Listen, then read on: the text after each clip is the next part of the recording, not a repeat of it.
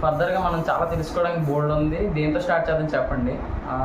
ఏంటంటే కోర్స్ కోసం తెలుసుకుందాం. అంటే కోర్స్ అంటే ఇప్పుడు మన ఎకర్స్ ల్యాండ్లో మొత్తం ఉంటుందని చెప్పాను కదా, గ్రీన్గా బాగా కనిపిస్తుంటుంది, ఆడతాం కదా. ఎక్కడైతే మనం ఆడతామో దాన్ని కోర్స్ అని అంటాం. మళ్ళీ దేంతో అయితే ఆడతామో వాటిని క్లబ్స్ అని అంటాం. క్లబ్స్ ఏంటి, ఒక సెట్లోనే ఉంటాయి అన్నమాట. ఆ క్లబ్స్ కోసం తెలుసుకుందామా, లేదా కోర్స్ కోసం తెలుసుకుందామా, లేదా యాక్సెసరీస్ ఉంటాయి.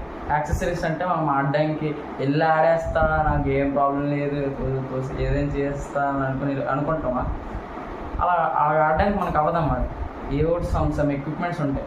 ఆ ఎక్విప్మెంట్స్ అన్నీ మనం అది వాడుతూ ఉంటాం అన్నమాట ఆడినప్పుడు.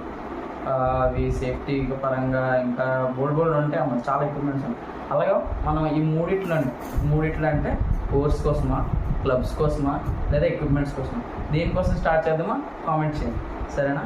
మీ కామెంట్స్లో ఎవరు మెజారిటీ ఎక్కువ ఏది గెలుస్తుందో దానికోసం అయితే మాట్లాడుకుందాం. Thank you, by.